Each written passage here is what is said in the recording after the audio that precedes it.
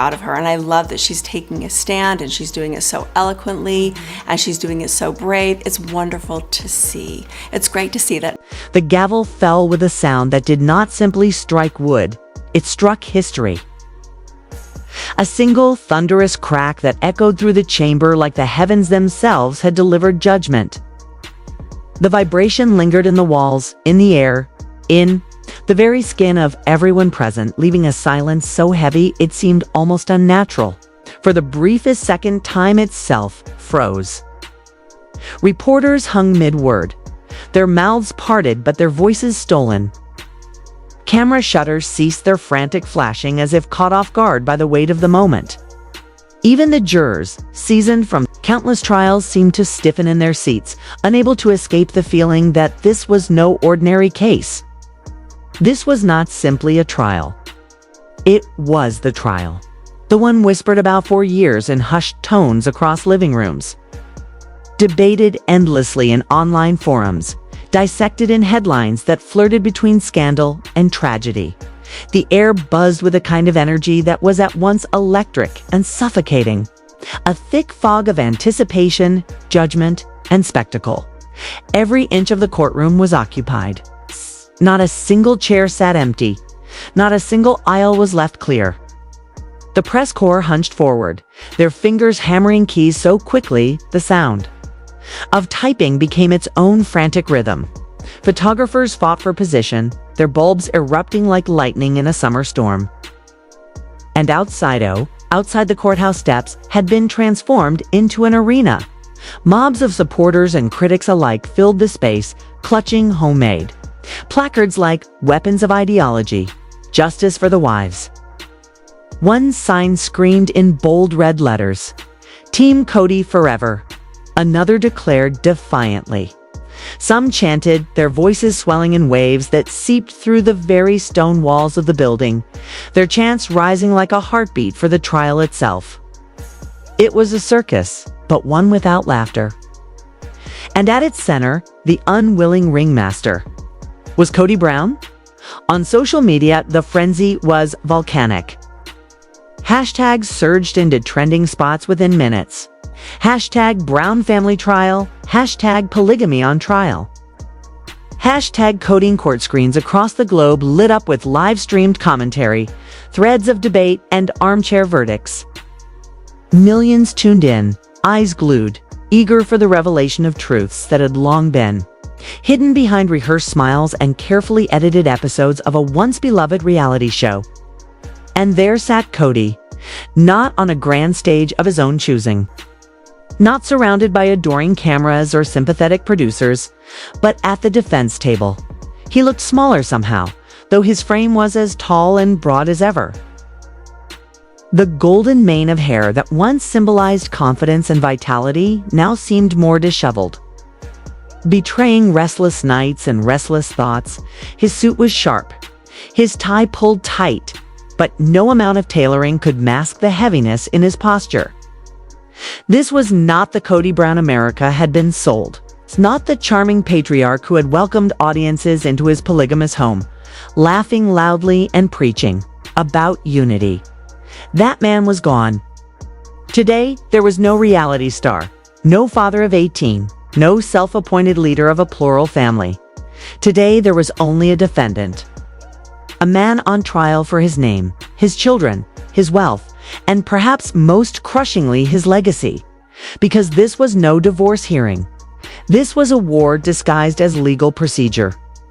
A war of custody battles over innocent children, a war of dividing millions in property and assets, a war of reputations that could never be rebuilt once destroyed.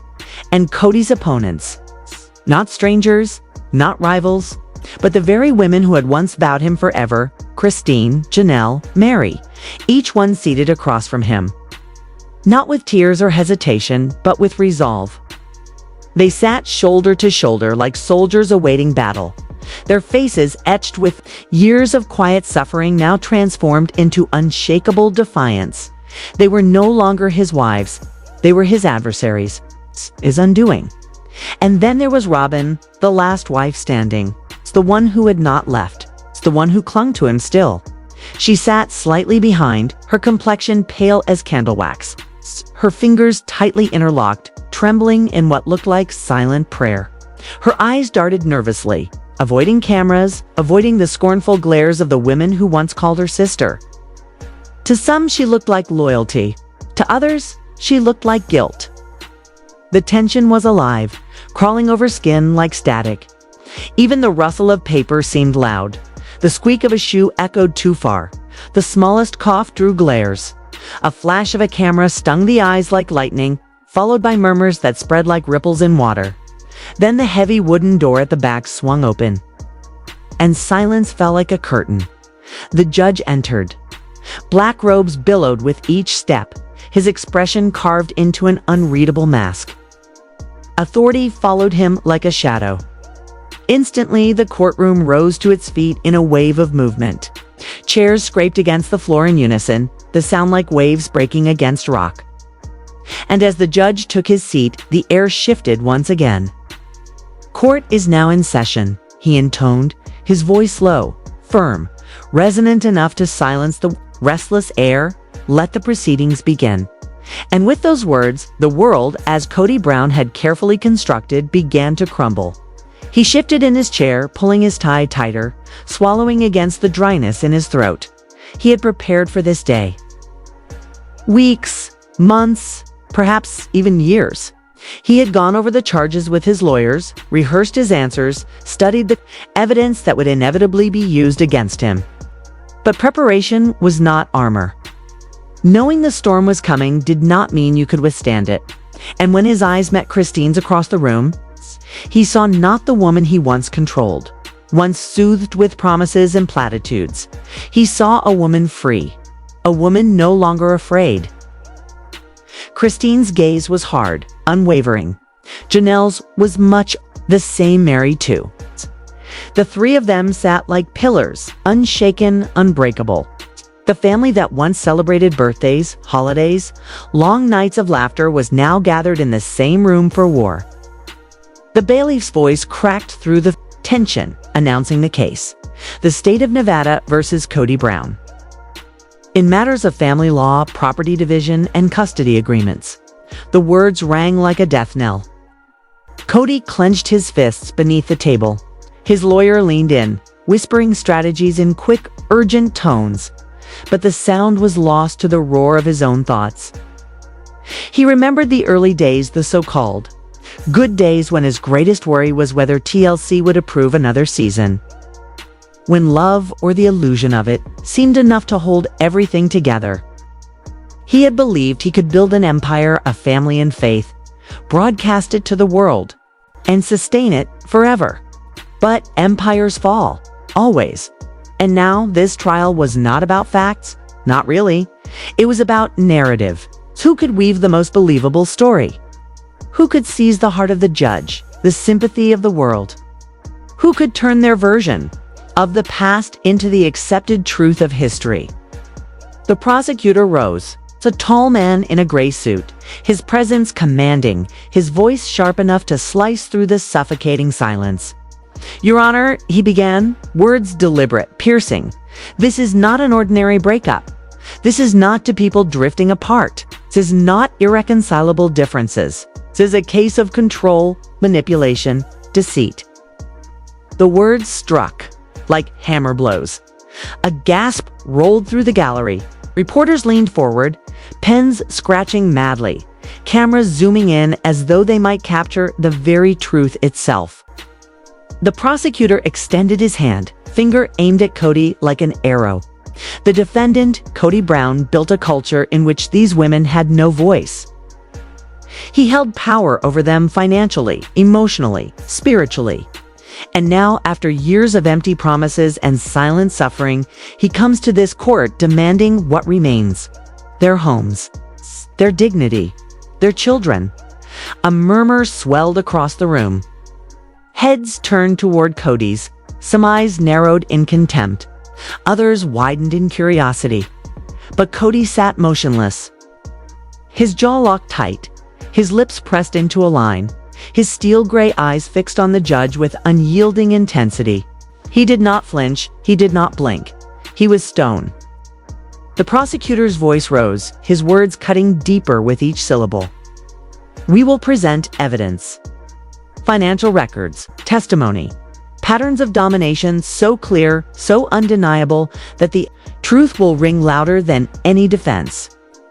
Evidence that Mr. Brown funneled money into personal accounts without his wife's knowledge. Evidence that he controlled every significant decision in their lives, silencing their voices. And now he seeks sole custody of the minor children. Not out of love, not for their benefit, but for vengeance. Gasps burst through the room like fire. Robyn, sitting behind Kody, let out a quiet, strangled sound, her hand flying to her mouth, her face pale as the flash of a camera illuminated her fear. The prosecutor paused, letting the silence breathe, then delivered his final blow. This case, Your Honor, is not about money. It is not even about property. This case is about justice. Justice for women who gave everything only to be left with nothing. The judge's expression revealed nothing. He simply nodded, lifted a hand, and gave the signal. The prosecution calls Kody Brown to the stand. Every eye in the courtroom followed her as she rose. Once the world had seen her as the smiling homemaker, apron tied around her waist, laughter spilling in kitchens crowded with children. I'm done. We are not making any progress here, and I'm hoping that tomorrow I can come back and maintain my argument or maybe get some backup. But the woman who walked to the stand today was something else entirely. Stronger, sharper. A woman forged by betrayal and rebuilt in strength. Her heels struck the floor in a steady rhythm, each click like a war drum sounding her arrival. She lifted her hand to take the oath, and flashes erupted around her like fireworks, freezing her defiance in still frames that would soon plaster headlines across the globe. The prosecutor stepped forward, his expression softened with respect. "Mrs. Brown," he said, steady but gentle. "For the record, how many years were you married to the defendant?" Kody's gaze locked on Kody's. Her voice, calm but edged with years of pain, rang out. 27 years. And in those 27 years, the prosecutor asked, his voice lowering, "Did you trust him?" Kody inhaled slowly. The silence in the courtroom deepened, thickened, waiting. Her answer was not rushed. It was not flustered. It was deliberate, sharpened by truth. "I thought I did." Kody let out a bitter laugh. The kind of laugh that froze the very air in the courtroom and made even the chandeliers above seem to tremble. Her voice cracked through the silence like ice breaking on a frozen lake. "I trusted him with everything, my life, my heart, my children. I believed every word he spoke, every promise he made." The prosecutor nodded, his expression grave, his pen still against the notepad. His tone softened yet carried an edge of inevitability. "And what happened to that trust, Mrs. Brown?" Kody's eyes flashed, blazing with a fire that could have burnt the varnish from the wooden panels surrounding her. "It was a lie. All of it. I devoted 27 years of my life to this man. I raised his children, supported his ambitions. I stood beside him when no one else dared. And now, after all of this, he wants to take my children away from me. No, I will not let that happen." The gallery buzzed, a low hum swelling into a murmur. Reporters bent furiously over, their keyboards typing so fast it seemed as if their fingers were catching fire. The prosecutor leaned forward, lowering his voice, coaxing her deeper. "Kody, can you tell this court what life was truly like inside that house?" Kody inhaled sharply, her chest rising as if preparing to release years of suffocated truth. When she spoke again, her words grew stronger with each breath, louder, like a drumbeat that demanded to be heard. "He controlled everything, the money, the decisions, even who we were allowed to speak to. If we challenged him, just questioned him, we were dismissed, belittled, made to feel worthless. It wasn't about family. It wasn't about love. It was always about his power. The atmosphere vibrated with her confession, the very air humming like a hive in frenzy. A man in the public gallery shook his head in disbelief. A woman at the back dabbed at her tears with a crumpled handkerchief. Christine's gaze flickered towards Kody for the first time. He didn't move. He didn't flinch. But his eyes, dark and smoldering, burned like embers, refusing to die. The prosecutor stepped closer, his tone sharper, his question precise. "Christine, why are you here today?" Her answer came without hesitation, her voice strong, devoid of fear. "Because he must be stopped. Because someone has to protect the children. And because I will not allow him to win, not this time." Her words detonated like a hammer against stone. The courtroom erupted in murmurs so deafening that the judge slammed his gavel again and again. Order, order in the court. But order was a ghost that refused to appear. Cameras flashed like lightning, and for the first time since the trial began, Kody's mask fractured. His jaw tightened, his nostrils flared. The first blow had landed and it was shattering. The whispers still swirled when Kody's defense lawyer rose, deliberately calm, fastening the button of his navy suit as though preparing for a performance he had mastered.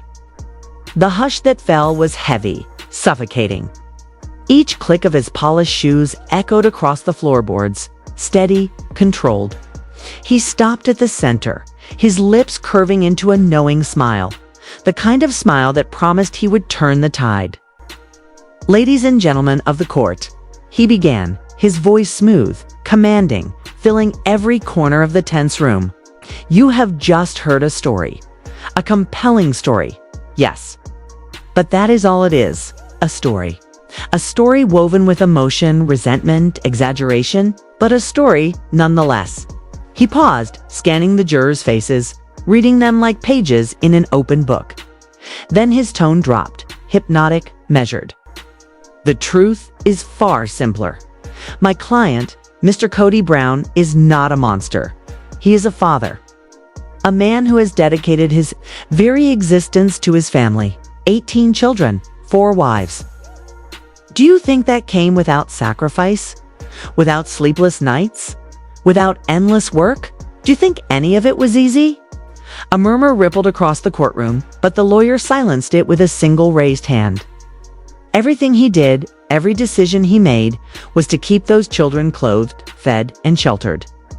He carried responsibilities most men could never endure. At the defense table, Kody sat stone still, feeding on the lawyer's words like fuel. Then, breaking his stillness, he leaned forward, his voice low but clear enough to echo. "I gave everything to this family, my time, my money, my heart. And now they want to destroy me. They want to paint me as the villain. That is not who I am." Gasps cut through the room. Camera flashes erupted like a storm. Even the judge shifted uncomfortably. The lawyer turned sharply to Christine, still seated, her knuckles white as she gripped the wooden rail. "Mrs. Brown," he said, his tone smooth, deliberate. "You claim my client controlled everything, is that right?" she bit out, her voice sharp as a blade. The lawyer tilted his head, his words laced with sarcasm. "And yet you remained for 27 years? You stayed, you smiled for photographs, you accepted the fame, you cashed the checks, you embraced the lifestyle. Isn't that true?" Christine's face reddened, her lips trembling as she searched for words. Finally, her voice cracked through, fierce but wounded. "I stayed for the children. I stayed because I believed in the dream, because I thought one day it would get better."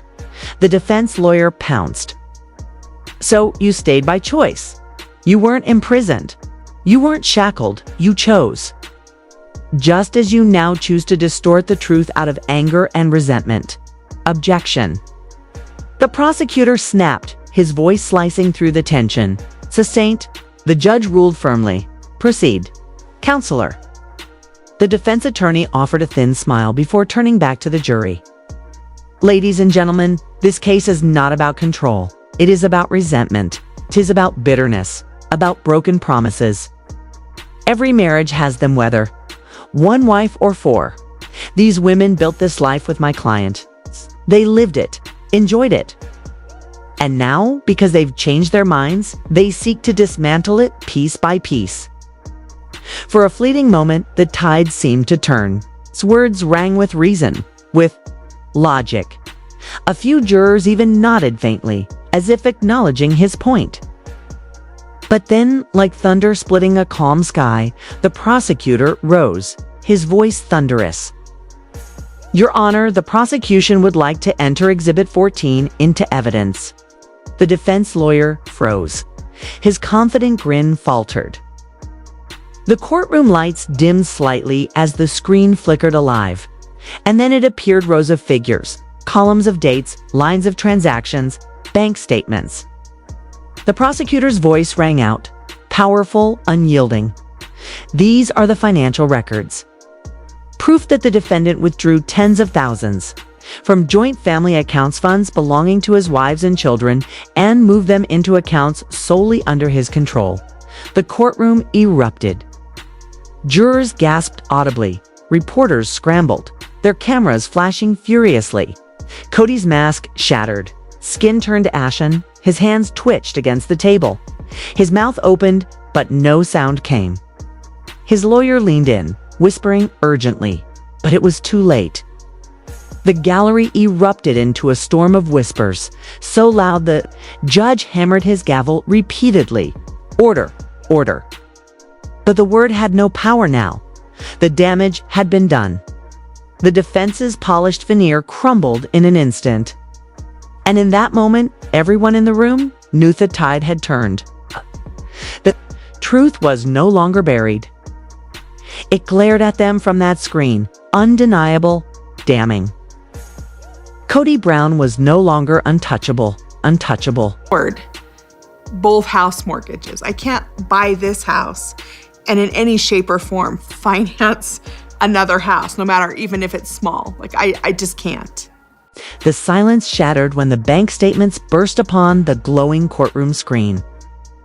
Their sterile columns of numbers transformed into weapons far more brutal than any blade. Each figure $20,000, $50,000, $80,000 cutting through the charged. Air with the merciless weight of a confession carved in stone. And Kody Brown, who for decades had strutted with the arrogance of a patriarch who believed himself untouchable, invincible, ordained even by divine providence, sat struck as though lightning had chosen him as its target. His chest heaving with shallow, panicked breaths, his lips quivering into a pale, bloodless line, his eyes wide, unblinking, locked in horrified paralysis upon the screen where his undoing danced with glowing precision. For those numbers were no longer mere digits typed in spreadsheets, but phantoms of greed, shadows of betrayal. Curses etched in fire against the polished oak-paneled walls of the chamber. Each digit whispering stories of trust, bled dry, and loyalty sold in secret. And the courtroom, which had been thick with tension since the first whispers of financial misconduct had entered the record, now seemed to breathe with a sinister, pulsing life of its own, as though the very air recoiled in judgment. The whispers of the gallery swelling into a storm of outrage that rattled against the high ceilings, while reporters clutched their pens and rattling keyboards with feverish hands, already sketching the headlines that would stain the morning papers and flood social feeds with fire. Patriarch unmasked. Brown legacy crumbles. Kody's hidden betrayal exposed, their eyes gleaming with the hunger of vultures circling a wounded beast. And Robyn seated behind him, cowered like a shadow clinging to his back. Her manicured fingers trembling as they covered her face, tears welling in her eyes so wide they seemed to reflect the ghost of the empire crumbling before her, while Christine, who had borne decades of sacrifice only to be repaid with indifference, sat rigid and pale, her fury shaking her shoulders like a storm surging through her very marrow. Her hands clenched into fists so tight against the rail that the knuckles, bleached bone white, her body drawn taut as a bowstring ready to snap. And it was into this atmosphere of fury and fracture that the judge swept back into the chamber. his dark robes trailing like the shadow of destiny itself, the faintest furrow in his brow betraying that even he, weathered by years of scandal and sorrow paraded through his court, recognized the magnitude of what was unfolding before him. And when his gavel cracked the air into silence, the sound was not merely order restored, but destiny tightening its grip. The echo lingering like the tolling of a funeral bell, until the prosecutor rose with the calm, cold steadiness of a man carrying truth like a sharpened blade. His voice measured yet merciless as he declared that these transfers were not innocent scribbles amidst domestic chaos, nor the ordinary muddle of a sprawling household, but deliberate siphonings, planned bleedings of family funds, the quiet theft of trust, the manipulation of wives who had built homes while their husband drained coffers in secrecy, spinning webs of deceit with the ease of a spider in a dark corner. And though the defense sprang to his feet, spluttering with indignant cries that rang with desperation more than confidence, his protests, shrill, almost childlike in their panic, were swallowed by the solemn thunder of the prosecutor's cadence, for the truth was too heavy, too immovable, to be silenced, and the judge, with one raised hand, quelled him as though brushing aside a buzzing gnat, restoring the eerie hush that made every heart pound louder, until, with the deliberation of a predator who knows his prey is cornered, the prosecutor reached into his case, the room holding its breath as his hand returned, not with more numbers, but with a sheaf of fresh papers, his lips curling in the faintest hint of triumph as he passed them forth. And when the bailiff placed copies upon each desk, the defense attorney's face drained of color, his hands trembling as though the documents scorched his skin with the fire of truth. For these were not merely ledgers, but messages, digital inked whispers, undeniable words exchanged between Kody Brown and a woman far beyond the circle of his plural wives. A woman who for 2 years had been courted with words of devotion and caressed with tens of thousands siphoned from communal coffers. An affair, not of flesh, but of finances, not of bodies, but of betrayal. And when this revelation struck the air, the chamber erupted into pandemonium, gasps clawing their way out of throats in disbelief. The gallery, a storm of outrage and shocked murmurs. Wives leaping to their feet with faces twisted in pain and fury. Reporters fumbling to capture every syllable as hashtags ignited like sparks. In the digital ether, hashtag Kody's secret payments, hashtag Brown trial bombshell, hashtag patriarch's post, while Christine's voice, cracked yet sharp with fury, rose above the chaos, cutting through the chamber as she spat his name with venom, her anger echoing like a curse hurled across decades of heartbreak. And though the judge thundered for silence, pounding his gavel until its echoes cracked like distant thunder rolling through storm clouds, the chamber refused to still, for the revelation had burst the dam of secrecy. And Kody, once the architect of a sprawling family kingdom, sat hunched and broken at the defense table, his hands trembling over the very evidence of his ruin, his lips twitching into mutters like a man praying for the walls to collapse and swallow him whole. While Robyn's tears carved rivers down her cheeks, her shoulders shaking with the collapse of every dream she had traded for loyalty, every defense she had made on his behalf now curdling into ash, and Christine's fury hardened into iron.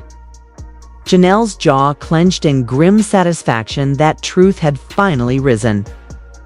Mary's eyes glistened with the weary recognition of every year she had endured as an afterthought, and yet it was the prosecutor's cold, relentless voice that pierced through all, demanding to know whether these payments were meant to prepare for yet another bridewife number 5, hidden in the shadows of deceit. And in that instant, the courtroom combusted into chaos so thick it seemed the walls themselves might fracture under its weight. The wives' fury burning like wildfire unchecked, the gallery's outrage swelling into a roar, reporters scribbling with frantic hands as though fearing the world itself might end before they captured every word.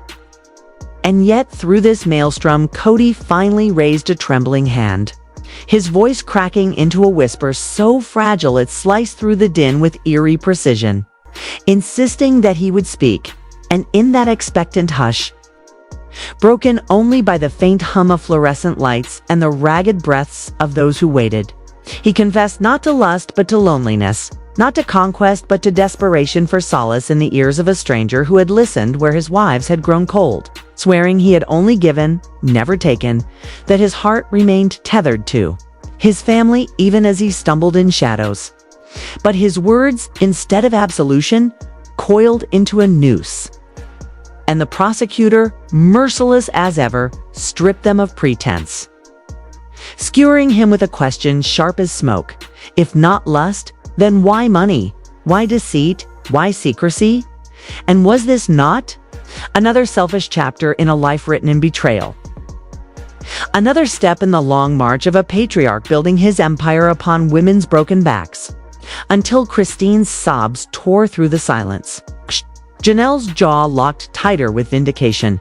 Mary's tears gleamed with the ache of recognition. And Robyn seemed to collapse inward, her very spine unable to bear the weight of shattered loyalty. And at last the judge's voice descended like a toll of funeral bells, his judgment grave and devastating, decreeing restitution of $150,000 to be divided amongst the wives, granting sole custody of the children to their mothers, imposing child support without mercy, dismissing his plea for property rights as unworthy. And when his gavel fell one final time, the sound reverberated like thunder rolling across the ruins of a fallen kingdom, leaving Kody Brown a hollow husk at the defense table, his shoulders bowed under the rubble of his undone empire, his eyes glassy with the realization that the dynasty he had believed untouchable had collapsed in the span of a single afternoon. And when he staggered to his feet, the wives Christine, Janelle, and Mary stood arm in arm, no longer rivals but survivors, their faces lined with sorrow yet glimmering with the steel of unity.